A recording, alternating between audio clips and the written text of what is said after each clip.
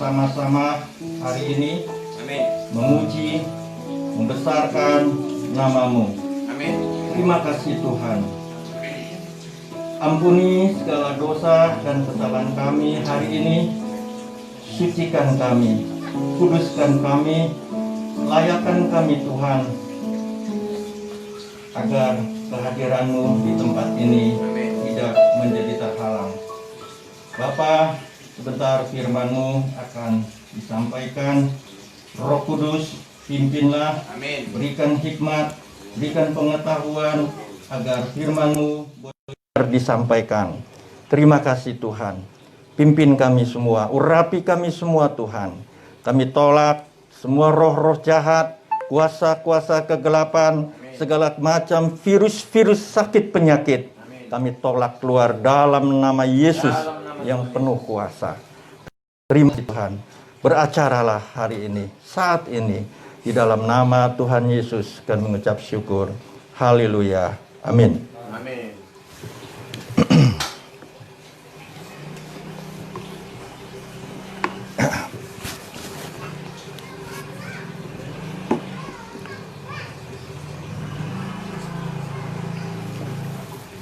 Ya, shalom, saudara-saudara sekalian, selamat pagi. Selamat berbakti di dalam nama Tuhan Yesus Kristus. Dimanapun saudara berada saat ini, mungkin di desa-desa, di gunung-gunung, di lautan, ya, di kantor-kantor mungkin, ataupun yang ada di rumah sakit saat ini. Mari kita bersama-sama, kita membenarkan sedikit sabda Tuhan, yaitu firman Tuhan adalah firman kehidupan bagi kita. Amin. Terima kasih, selamat mengikuti di dalam nama Yesus. Yes. Bapak dan Ibu, hari ini terima kasih atas kepercayaannya Bapak Ketua kita, ya, suruh bawakan firman di tempat ini. Amin. Amin. Ya, hari ini kita mau berbicara yaitu mengenai kematian.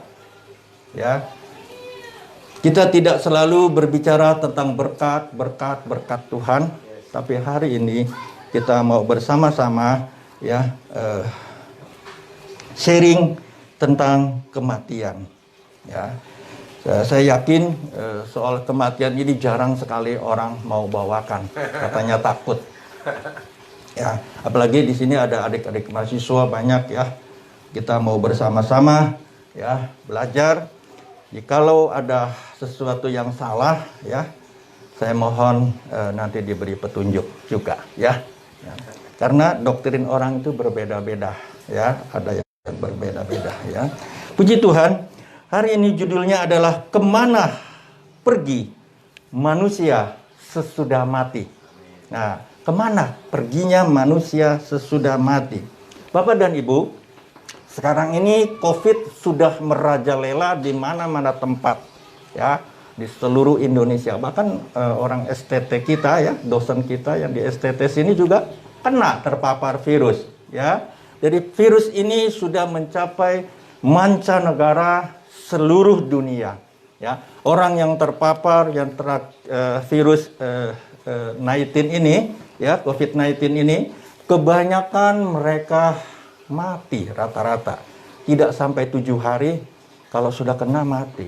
Itu ada teman saya Pak Willy, sama-sama pelayanan, dia kena 7 hari. Ya, nggak sampai 7 hari, tahu-tahu pulang sudah. Ya. Dan virus ini cukup sekali menakutkan orang. Ya, kita sangat seram kita lihatnya ya. Nah, karena itulah keluar sebuah peraturan ya dari Organisasi Kesehatan Dunia WHO. Ya, tinggal di rumah saja, pakai masker, cuci tangan, jaga jarak dan sebagainya. Ya, nah ini adalah sebuah peringatan ya, yang harusnya kita taati, karena Tuhan sudah memberitahukan kepada kita melalui otoritas dunia. Ya, Tuhan sudah memberitahukan kepada kita melalui otoritas dunia. Jadi jangan berkata nanti orang yang setia kepada Tuhan, memuji Tuhan setiap hari, membaca Alkitab setiap hari, melakukan kebenaran setiap hari, terus kok terpapar virus corona. Tuhan, Engkau tidak kasih tahu sama kami. Engkau tidak menjaga kami. Padahal Tuhan sudah memberitahukan kepada kita, ya, jaga jarak, ya, pakai masker, ya, cuci tangan, ya, dan sebagainya. Ya. Puji Tuhan. Bapak dan Ibu, perlu kita ketahui bahwa suatu hari kelak, ya, bahwa suatu hari kelak hidup kita ini pastilah berakhir. Ya. Sesungguhnya kita yang hidup ini, saat ini, kita itu berjalan maju, yaitu kemana? Menuju kepada kematian. Ya, kita pergi menuju kematian. Mazmur 90 ayat 10 berkata begini. Masa hidup kami, ya, 70 tahun. Masa hidup kami 70 tahun, ya. Dan jika kami kuat 80 tahun, dan kebanggaannya adalah kesukaran dan penderitaan. Sebab berlalunya buru-buru dan kami melayang. Daud berkata, masa hidup kami itu 70 tahun. Masa adalah waktu. Waktu berarti ukuran, takaran, panjangnya itu 70 tahun. Kenapa Daud bisa menulis demikian?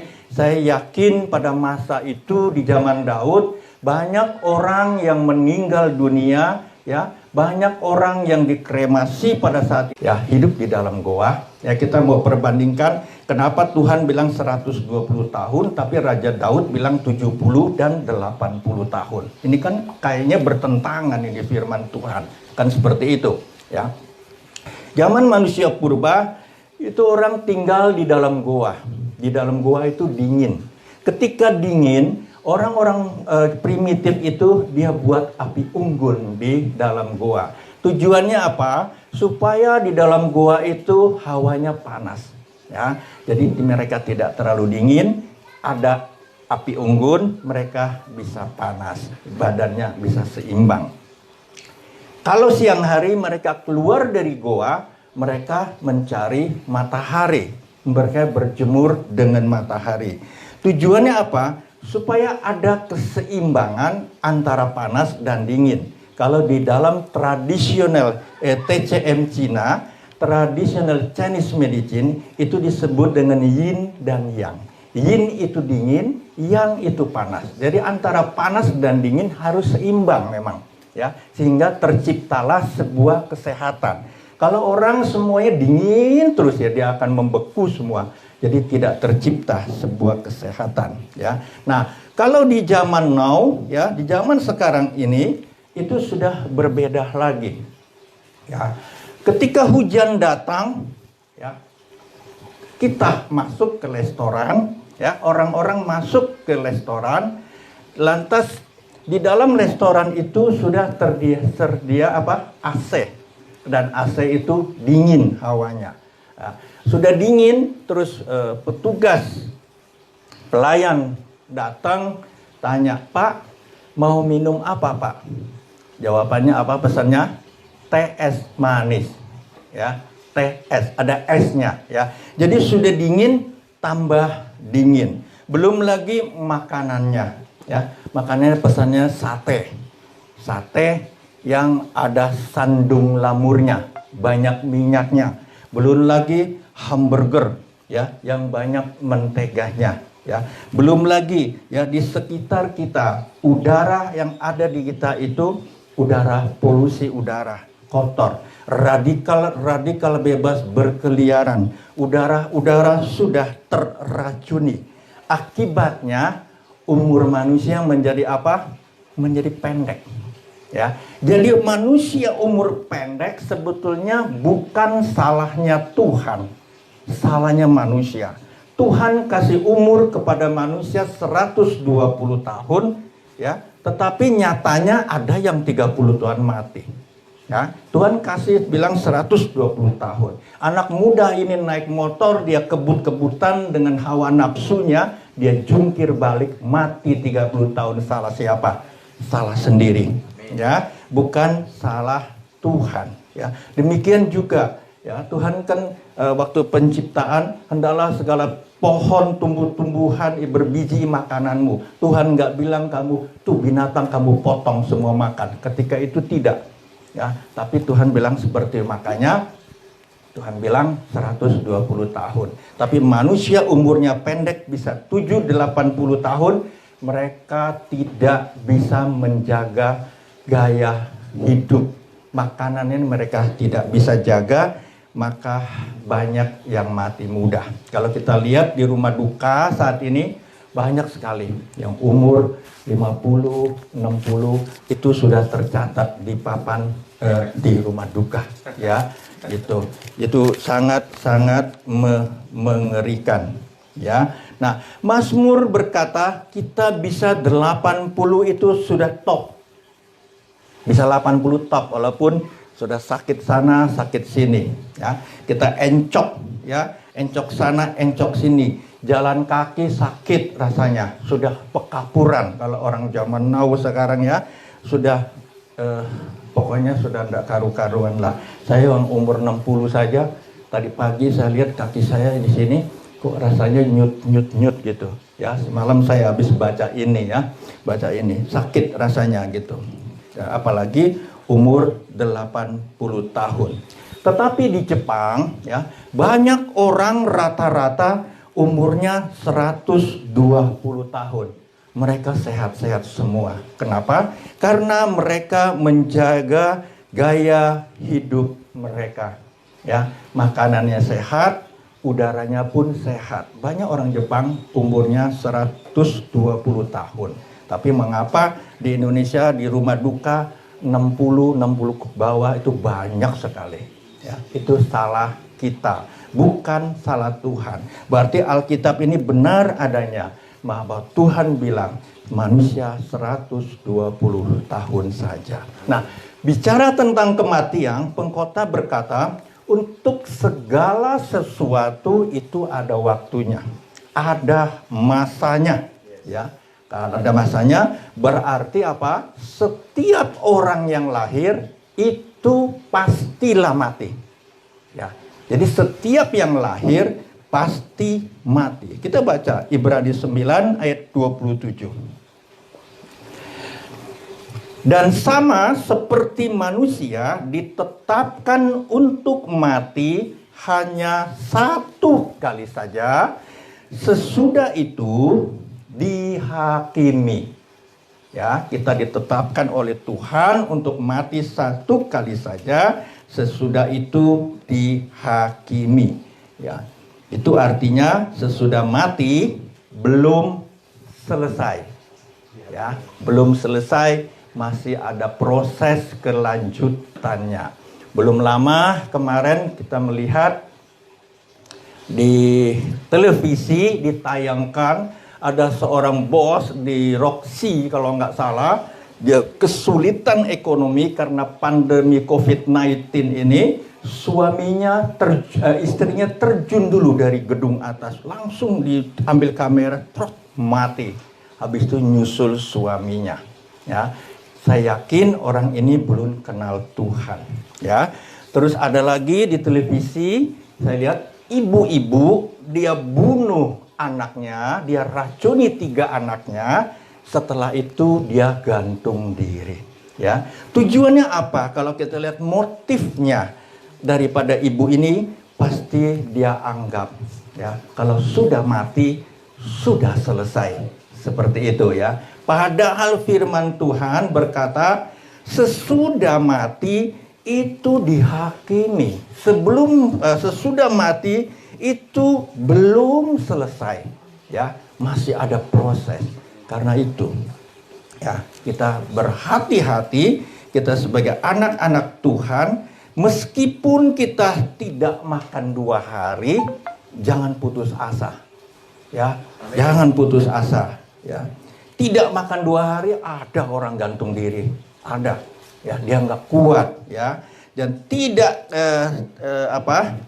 tidak makan 2 hari. Ada juga yang terjun dari apartemen yang tinggi, ya. Juga ada yang putus cinta, ya, putus cinta, dia ambil jalan pintas, ya, dia terjun dari apartemen, atau gantung diri, atau dia minum baygon dan sebagainya. Nah, ini banyak yang ini adalah nyata, ya, kehidupan nyata yang kita ketemukan ini. Semoga saja anak-anak Tuhan tidak demikian. Amin. Karena kita tahu sesudah mati kita itu dihakimi, dan sesudah mati belumlah selesai, masih ada proses yang lainnya. Risikonya berat sekali bagi orang yang bunuh diri, ya, karena habis mati kita dihakimi. Kalau bunuh diri kira-kira dosa apa tidak? Dosa, ya.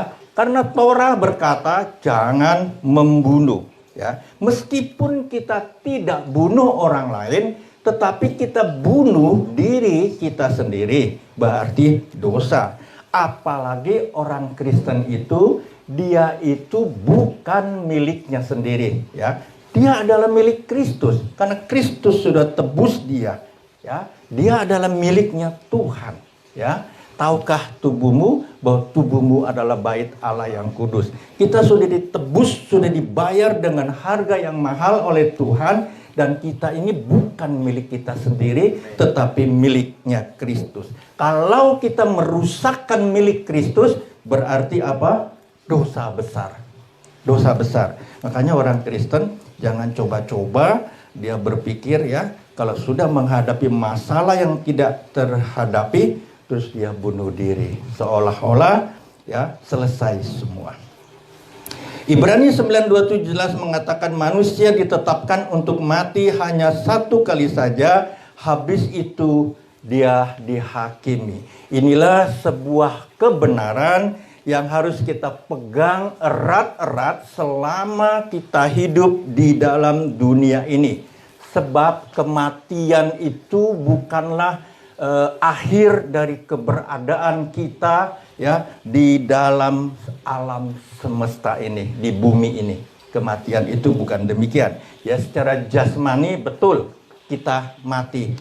Kita akan masuk ke dalam kubur, ya, tubuh kita akan menjadi tanah, menjadi debu, ya, karena memang dari tanah dan debu kita ini. Jadi tapi secara rohani kita akan kembali kepada Tuhan yang memberikannya.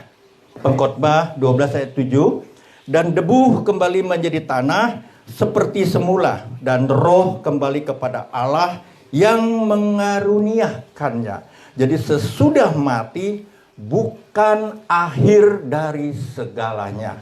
Masih ada alam keabadian yang akan dijalani oleh manusia, yaitu sesudah dia mati, ya.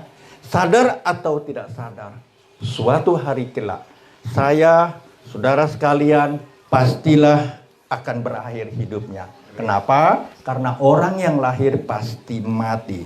Sesudah mati dia dihakimi, ya. Berarti ada 2 kehidupan di sini, ya. Kehidupan di dunia dan kehidupan di akhirat. Untuk masuk ke dalam kehidupan akhirat, manusia harus mengalami kematian jasmani, ya, secara umum, ya, harus mengalami kematian jasmani. Semua orang tanpa kecuali suatu hari pasti dia akan mati. Karena itu adalah ketetapan dari Tuhan sendiri bahwa kita akan mati. Kematian merupakan akibat dari dosa.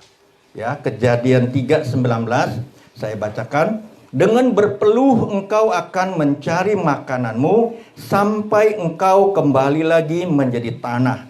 Karena dari situlah engkau diambil, sebab engkau debu dan engkau akan kembali menjadi debu. Jadi hidup manusia di dunia ini penuh dengan penderitaan, penuh dengan kesusahan, penuh dengan air mata, itu adalah sesuatu hal yang tidak dapat kita hindari. Semua itu akibat daripada dosa yang dilakukan oleh Adam dan Hawa, yaitu pelanggaran firman Tuhan. Tuhan bilang jangan makan buah terlarang, tetapi Adam dan Hawa, Adam makan juga.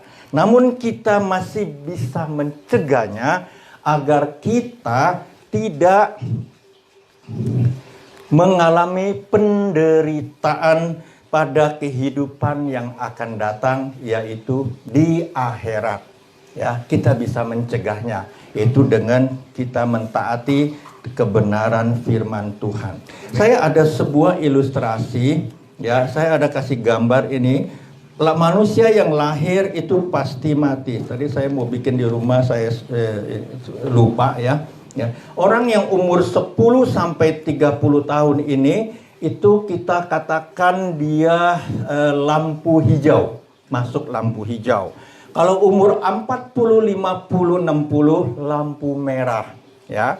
Kalau umur 60, 70, 80, 70, 89 itu lampu merah, ya. Kalau 40, 50 itu lampu kuning. Nah, kita ini sekarang ada di posisi mana kira-kira?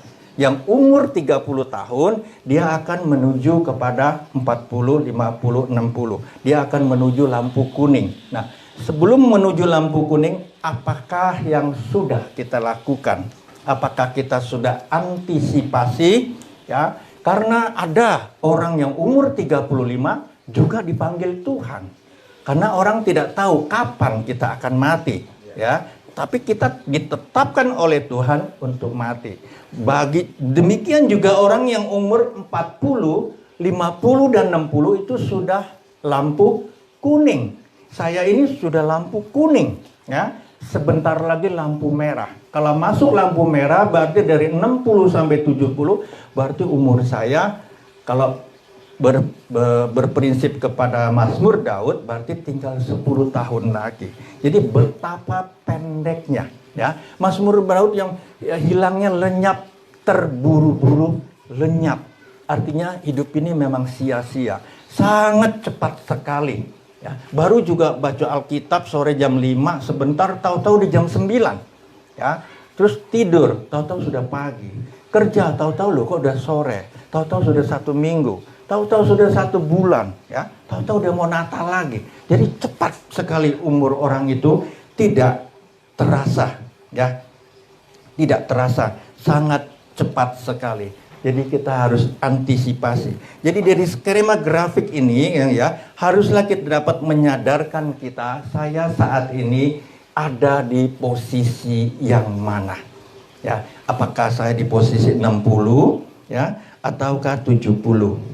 Ya, jadi kita harus introspeksi diri saya sendiri dan saudara sekalian, ya, apa yang sudah saya lakukan, apa yang belum saya lakukan. Yang tahu adalah kita sendiri, ya. Sebab selama ada di dunia ini dapat menentukan kita kemana kita akan pergi sesudah mati. Kita akan pergi ke surga atau kita pergi ke neraka. Itu bagi yang murtad, ya, itu sesudah mati, ya. Jadi tubuh jasmani ini akan kembali kepada tanah, itu pasti. Roh kembali kepada Tuhan yang mengaruniakan kepada kita. Nah, di dalam Yakobus 1 ayat 21 ini yang memperingatkan kepada kita, sebab itu, ya, selama kita hidup ini buanglah segala sesuatu yang kotor, ya, yang jahat, yang begitu banyak, hendaklah kita terima, ya. Terimalah dengan lemah lembut firman yang tertanam di dalam hatimu, yang berkuasa menyelamatkan jiwamu. Ya, jadi selama kita hidup berarti kita harus antisipasi, kita jangan, ya, tidak melakukan perintah-perintah firman Tuhan. Yang kotor, yang jahat kita buang. Kita mau merendahkan hati, terima firman Tuhan dengan lemah lembut, karena firman Tuhan itulah yang dapat, ya, berkuasa menyelamatkan jiwa kita untuk sampai ke rumah Tuhan. Ya. Semua manusia itu yang meninggal atau mati, ya, itu sementara akan ditampung di dua tempat. Semua manusia yang mati untuk sementara akan ditampung di dua tempat. Yang pertama di mana? Di Firdaus. Yang kedua di alam maut. Ya, alam maut. Ya, contoh kita lihat penjahat yang bertobat bersama Yesus. Setelah mati, hari itu juga Tuhan Yesus bilang, engkau akan bersama-sama dengan aku di Firdaus. Nah, kita bertanya-tanya, di manakah Firdaus itu sesungguhnya? Ya, Firdaus itu kita ketemukan di dalam 2 Korintus pasal 12 ayat 2 sampai 4. Saya bacakan. Ini Rasul Paulus kasih tahu, aku tahu tentang seorang Kristen 14 tahun yang lampau. Entah di dalam tubuhku, aku tidak tahu. Entah di luar tubuh, aku tidak tahu. Allah yang mengetahuinya. Orang itu tiba-tiba diangkat ke tingkat yang ketiga dari sorga. Nah, jadi Firdaus itu ada di tingkat ketiga dari sorga. Itu yang jelas ya. Ayat 3, aku juga tahu tentang orang itu.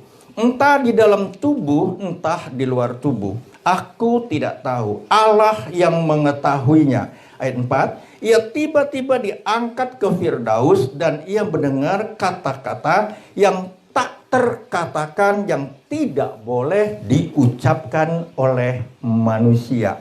Jadi Firdaus itu ada di tingkat ketiga dari sorga. Nah, kita melihat fenomena sekarang, kalau saya sering pergi ke rumah duka, Pak Pendeta, Pak Gembala, dan sebagainya, dia menghibur keluarga ini, ibu, bapak-bapak semua, nggak usah khawatir ya, jangan sedih, sebab bapak opung ini, oma ini, dia sudah ada di sorga. Kira-kira kalau menurut adik mahasiswa gimana? Ya, bertentangan nggak dengan ayat ini? Saya yakin Pak Pendeta ini, hamba Tuhan ini, dia bilang salah tidak juga. Karena orang Kristen sesudah mati jaminannya keselamatan memang masuk surga. Tapi secara prosesnya dia berkata demikian tentu salah. Karena orang mati tidak langsung dia masuk surga. Dia akan ditampung di sebuah tempat yang namanya pangkuan Abraham, yaitu Taman Firdaus. Nah, di sana tidak ada penghukuman, ya. Tetapi kalau orang yang mati di luar Tuhan itu masuk ke alam maut, ya. Kita lihat, sedangkan alam maut adalah tempat siksaan sementara bagi penghuni neraka.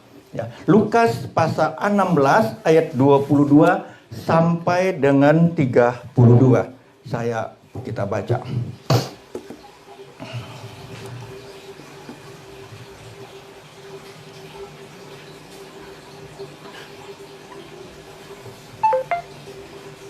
Ya. Kita baca ini kisah tentang orang kaya dan Lazarus yang miskin. Saya mulai dari 22. Kemudian matilah orang miskin itu, lalu dibawa oleh malaikat-malaikat ke pangkuan Abraham. Ayat 23, orang kaya itu juga mati, lalu dikubur. Dan sementara ia menderita sengsara di alam maut, ia memandang ke atas. Dan dari jauh dilihatnya Abraham dan Lazarus duduk di pangkuannya. Lalu ia berseru katanya, Bapak Abraham, kasihanilah aku. Suruhlah Lazarus supaya ia mencelupkan jarinya ke dalam air dan menyejukkan lidahku. Sebab aku sangat kesakitan dalam nyala api ini.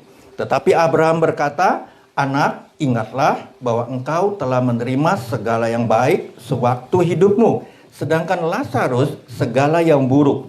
Sekarang ia mendapat hiburan dan engkau sangat menderita. Selain daripada itu, di antara kami dan engkau terbentang jurang yang tak terseberangi, supaya mereka yang mau pergi dari sini kepadamu, ataukah mereka yang mau datang dari situ kepada kami tidak dapat menyeberang. Kata orang itu, kalau demikian, aku minta kepadamu Bapa, supaya engkau menyuruh dia ke rumah ayahku. Sebab masih ada 5 orang saudaraku, supaya ia memperingati mereka dengan sungguh-sungguh, agar mereka jangan masuk kelak ke dalam tempat penderitaan ini. Tetapi kata Abraham, ada pada mereka kesaksian Musa dan para nabi. Baiklah mereka mendengarkan kesaksian itu. Jawab orang itu, tidak Bapak Abraham. Tetapi jika ada seorang yang datang dari antara orang mati kepada mereka, mereka akan bertobat. Kata Abraham kepadanya, jika mereka tidak mendengarkan kesaksian Musa dan para nabi, mereka tidak juga akan mau diyakinkan, sekalipun oleh seorang yang bangkit dari antara orang mati. Nah, dari cerita daripada Lazarus ini, ya, ternyata ya, alam maut itu ada di bawah, ya, sedangkan Firdaus itu ada tingkat ketiga dari surga. Antara Firdaus dan alam maut itu tidak bisa terseberangi. Ya, jaraknya sangat-sangat jauh. Yang dari Firdaus tidak bisa ke alam maut, yang alam maut juga tidak bisa ke Firdaus. Ya, itu jelas di sini. Ya, yang jelas di Firdaus itu tempatnya sejuk, enak, nyaman. Dan kalau di gambaran sini analoginya ada air. Kenapa? Karena orang yang ada di alam maut itu tidak minta sama Bapak Abraham, mintalah celupkan air ya sama saya. Berarti di analoginya kan ada air di sana. Air seperti apa kita tidak tahu, air yang di surga itu. Yang jelas sejuk ya di sana. Nah, jadi selama hidup kita lihat peristiwa Lazarus dan orang kaya ini, itu ada jurang pemisah selama di dunia itu. Ya, orang yang kaya ini jelas dia tidak memperhatikan orang yang susah. Dia mungkin dia hidup menurut dirinya sendiri, memuaskan hidupnya sendiri karena dia kaya, ya, dia orang kaya kan, apa-apa semua dia makan sendiri, dia tidak mau bantu orang lain. Tetapi Lazarus orang yang miskin ini, ya, dia tidak ada yang bantu setelah dia mati, ya. Ada jurang pemisah di sini, ya. Selama kita hidup di dunia ini, kita orang yang sudah kenal sama Tuhan, ya, apa yang mau sudah kita lakukan, ya, apa yang sudah kita lakukan. Karena firman Tuhan berkata, iman tanpa perbuatan adalah mati. Ya, kalau kita sebagai orang percaya tidak melakukan yang Tuhan perintahkan, jangan sampai ya kita ini menjadi kategori seperti orang kaya yang ada sama Lazarus ini, ya. Jadi alam maut ada di bawah, ya. Alam maut dan Firdaus itu tidak terseberangi, ya. Alam maut, ya, itu tidak bisa juga kita menginjil. Karena orang yang mati di alam maut itu, ya, dia suruh, ya, jangan sampai saudara saya, ya, bisa masuk ke sini tempat penderitaan, tolonglah mereka.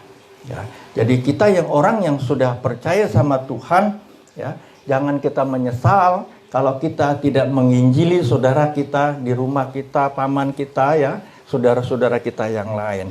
Ya, kalau mereka sampai masuk ke neraka, ya, mereka akan tanya sama kita, saya tidak pernah mendengar Injil keselamatan dari saudara saya.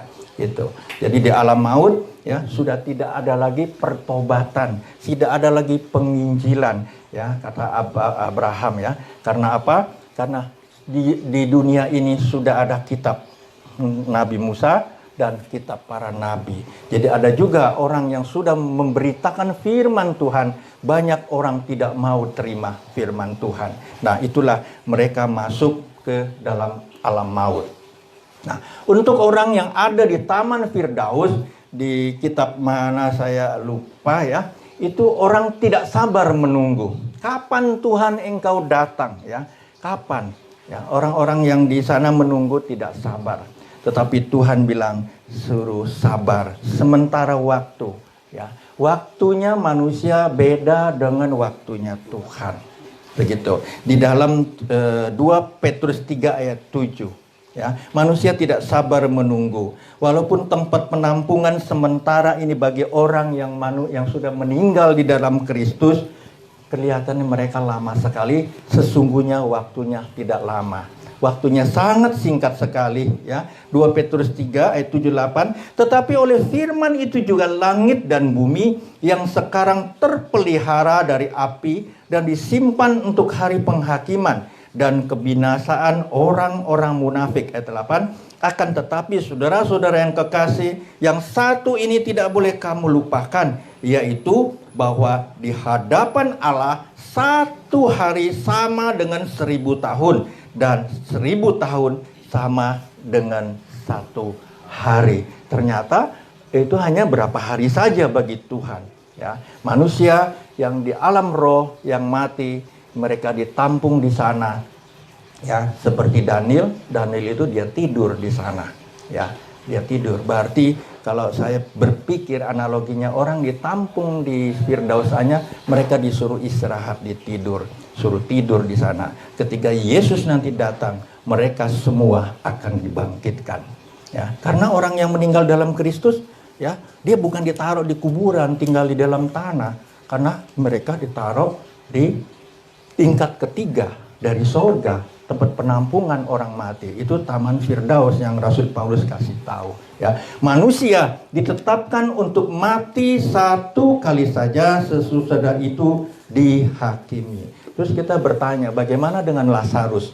Lazarus saudaranya Maria yang sudah masuk ke dalam goa, dikubur, ya, terus dibangkitkan Tuhan Yesus. Berarti dia mati 2 kali. Nah, ini Tuhan mau bekerja menunjukkan sesuatu kepada manusia bahwa dialah kebangkitan di hidup. Sehingga menjadi bukti, ya, Yesus bisa membangkitkan orang. Dia adalah Tuhan. Ya, tetapi Lazarus dia harus mati sekali lagi karena dia tidak bisa hidup kekal di bumi ini. Ya, secara daging dia akan mati lagi. Jadi dia mati 2 kali. Ya. Juga ada orang-orang yang tidak mengalami kematian. Misalnya orang-orang tertentu, yaitu Elia, Henok, dia diangkat hidup-hidup oleh Tuhan. Demikian juga nanti saudara sekalian dan saya, kemungkinan kalau Tuhan Yesus datang, kita juga akan diangkat seperti Henok, ya. Karena ketika Yesus datang, kita akan diubah, memiliki tubuh kemuliaan. Kita akan diangkat menemui Tuhan di angkasa, di awan-awan permai. Amin. Jadi orang hidup juga diangkat. Jadi seperti Elia dan Henok. Ya. Jadi karena itu, ya, kita harus hidup di dalam kebenaran firman Tuhan. Secara umum, semua orang ditetapkan untuk mati satu kali saja, ya. Mau orang kaya, mau orang miskin, ya, mau besar, mau kecil, ya, mau Anda pintar makan jamu, stem cell dan sebagainya, maupun yang tidak makan jamu sekalipun, semuanya tetap akan mati, ya. Tapi di akhir zaman ini fenomena ini banyak muncul, ya. Kita melihat perilaku kehidupan anak-anak Tuhan, ya. Manusia zaman sekarang banyak orang lupa bahwa dia itu akan mati. Dia lupa, ya. Banyak anak-anak Tuhan, tapi bukan di sini, ya, di tempat yang lain, dia bertindak semau-maunya, ya. Karena apa? Lagi banyak uang, ya. Dia berpesta pora, ya. Dia lupa segala-galanya, bahkan lupa sama Tuhan, lupa sama firman Tuhan, ya. Dia akan ingat nanti kalau dia sudah sekarat biasanya, ya, sudah di rumah sakit, sudah tidak bisa bergerak, dia baru ingat Tuhan, ya. Tapi saya yakin, ya, kita semua di sini sudah paham, ya, saya yakin sudah tahu firman Tuhan. Amin. Kita adalah orang-orang sadar, ya. Amin. Saudara sekalian, kita tidak tahu kapan kita ini akan mati, tetapi Tuhan tetapkan kita satu hari, satu kali kita pasti akan mati. Tapi kita tidak tahu kapan kita akan mati, ya. Sekarang kita kelihatannya sehat aja, tapi tahu-tahunya, ya, ada teman saya, tahu-tahu besoknya udah kaku, ya. Itulah yang Tuhan, rahasia Tuhan. Manusia umurnya ada batasnya, ya. Untuk stop dia kembali kepada debu tanah. Manusia ada batasnya. Kita ditetapkan satu kali saja untuk mati. Setelah itu penghakiman. Berarti kematian ini menunjukkan bukan akhir dari segalanya, ya. Kematian bukan akhir segalanya bagi orang Kristen. Kalau kematian adalah akhir segalanya bagi orang Kristen, ya saya yakin orang Kristen yang punya uang dia sudah berpesta pora hari ini, ya. Kalau perlu dia cari istri 20. Ya, iya kan? Karena apa? Karena di kematian tidak ada apa-apa lagi gitu, tidak ada kebangkitan, tidak ada penghukuman gitu. Jadi kematian sudah habis. Paulus juga bilang, kalau orang mati tidak dibangkitkan, maka marilah kita makan dan minum sebab besok kita mati. Berarti habis segalanya. Ternyata tidak, tetapi setiap orang mati pasti dibangkitkan. Nah, gitu. Kalau sudah dibangkitkan, kita akan dihukum, ya, dihakimi, ya. Mau orang besar, mau orang kecil, mau orang ateis, ya, mau orang Hindu, mau orang Konghucu, mau Islam, mau Katolik, mau orang-orang Kristen semuanya, mereka semua akan berdiri di hadapan takhta Anak Domba Allah. Ya, mereka dihakimi semua menurut perbuatan mereka. Disitulah buku kehidupan akan dibuka. Tidak bisa, yaitu kambing. Tahu kambing? Dia mengaku domba. Tidak bisa, karena ada buku kehidupan, semuanya sudah tercatat. Ya. Bukankah Tuhan, aku sudah bernubuat demi namamu. Tuhan, aku sudah membuat mujizat demi namamu. Tuhan, aku sudah pelayanan kemana-mana demi namamu. Ya, ini adalah golongan kambing. Ya, yang ada di sini, dia mengaku domba, tetapi Tuhan Yesus bilang, aku tidak pernah kenal kamu. Nyalah dari hadapanku. Ya, karena apa? Semua tercatat di dalam buku kehidupan. Ya, kita tidak bisa mengelak. Ya, Wahyu 20 ayat 12, dan aku melihat orang-orang mati besar dan kecil berdiri di depan takhta itu. Lalu dibuka semua kitab. Dan dibuka juga sebuah kitab lain, yaitu kitab kehidupan. Dan orang-orang mati dihakimi menurut perbuatan mereka, berdasarkan apa yang tertulis di dalam kitab-kitab itu.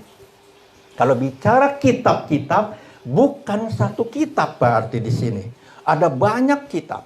Ada banyak kitab ini mencatat, ya, perilaku-perilaku orang yang menyembah Tuhan. Tuhan mana yang disembah? Di dunia ini banyak sekali Tuhan. Ya, Tuhan mana yang disembah? Kalau kita menyembah Tuhan yang benar, yaitu Tuhan Yesus Kristus. Ya, ada banyak mencatat kitab perilaku manusia, tetapi hanya satu saja kitab kehidupan yang mencatat perilaku orang yang percaya Tuhan Yesus Kristus. Ya, nah orang yang percaya Yesus ini dibangkitkan, dihakimi. Bukan untuk mendapat hukuman, tetapi untuk menerima hadiah. Ya, orang Kristen yang percaya Yesus, ya, dia dihakimi, ya, bukan untuk menerima hukuman, tetapi menentukan hadiah apa yang akan dia terima. Ya, sebagaimana kita tahu, di Wahyu ada 7 mahkota. Ya, orang yang setia, orang yang seperti apa dikasih mahkota ini A, B, C, itu mahkotanya berlain-lainan, seperti kayak ada kasta gitulah ya. Ya. Jadi orang yang berkorban bagi pekerjaan Tuhan, saya yakin pasti berbeda, ya, dengan hadiah orang yang berpangku tangan. Ya, orang yang sudah berkorban bagi pekerjaan Tuhan, ya. Dia setengah mati, ya, dia support orang itu dan sebagainya, tentu berbeda dengan orang yang tidak support. Saya yakin itu, ya. Karena apa? Karena dia ditentukan untuk memperoleh hadiah. Jadi selama kita hidup di dalam dunia ini, kita harus hidup di dalam kebenaran firman Tuhan. Kita harus hidup di dalam pertobatan, ya. Karena setelah mati tidak ada lagi kesempatan untuk bertobat. Ya, selama kita bisa ya bergerak, selama kita masih bernapas, mari kita mau melakukan sesuatu yang bermanfaat. Jangan seperti kisah Lazarus ini dan orang kaya, karena di alam roh sudah tidak ada lagi pertobatan. Karena itu, mari ya selagi ada kesempatan kita hidup di dalam Tuhan, karena kita punya pengharapan di dalam Yesus Kristus. Kita ada pengharapan. Dan terakhir, Roma 8 ayat 1 berkata begini. Demikianlah sekarang tidak ada penghukuman bagi mereka yang ada di dalam Yesus Kristus. Nah, ini ya. Orang yang percaya Tuhan Yesus Kristus tidak ada penghukuman, kata Rasul Paulus. Makanya di Wahyu itu orang yang dihakimi ya, besar dan kecil ya, pengikut Kristus, dia bukan dihakimi untuk dihukum, tetapi untuk menentukan hadiah apa yang akan diterima oleh anak-anak Tuhan. Karena semua orang bekerja untuk Tuhan, lain levelnya berbeda-beda, ya. Tidak ada penghukuman bagi mereka yang ada di dalam Yesus Kristus, ya. Ini pertanyaannya, apakah benar saya ada di dalam Yesus Kristus? Ya, kalau ada di luar Yesus bagaimana? Nah, ini pertanyaannya, ya. Tentu nggak bisa, ya. Kalau orang ada di luar Yesus berarti dia abu-abu. Ya, abu-abu. Dia mau Yesus juga, dia mau dunia juga, itu tidak bisa. Ini jelas Paulus bilang tegas, yang ada di dalam Yesus Kristus. Yang ada di dalam Yesus Kristus berarti ya mengandalkan Tuhan sebagai satu-satunya Tuhan dan juru selamat dunia ini. Amin. Tidak ada mengandalkan Allah yang lain, dunia yang lain, berhala-berhala yang lain, tidak. Ya, kita tidak ada penghukuman. Yohanes 6 ayat 54 berkata, barang siapa makan dagingku dan minum darahku, ia mempunyai hidup yang kekal, dan aku akan membangkitkan dia pada akhir zaman. Nah, ayat ini jelas, ya, kita akan menjadi orang yang hidup kekal, kita pasti dibangkitkan dari antara orang mati.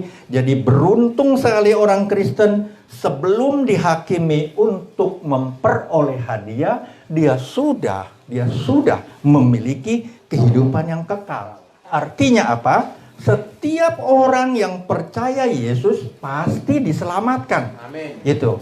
Ya, kalau Anda tidak percaya Yesus, ya nggak usah bicara, ya. Amin. Tapi setiap orang yang percaya Yesus pasti diselamatkan. Yohanes 3:16, karena begitu besar kasih Allah akan dunia ini, sehingga ia telah mengaruniakan anak yang tunggal, barang siapa percaya kepadanya tidak binasa, melainkan beroleh hidup yang kekal. Jadi setiap orang yang percaya kepadanya tidak binasa, melainkan beroleh hidup yang kekal. Ayat 18, barang siapa percaya kepadanya, ia tidak akan dihukum. Nah, kalau di Wahyu, besar dan kecil, semua mereka akan dihukum menurut perbuatan mereka.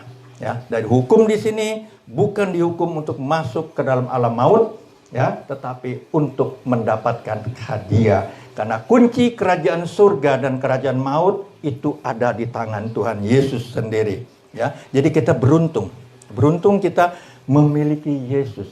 Darahnya telah tebus kita semua, ya. Karena itu meskipun ditetapkan mati hanya satu kali saja, kita tidak perlu takut, ya, sebab kita memiliki Yesus. Karena kita mati, kita tahu kita akan pergi kemana kita mati, ya. Kita akan masuk ke taman Firdaus, 3 tingkat dari sorga.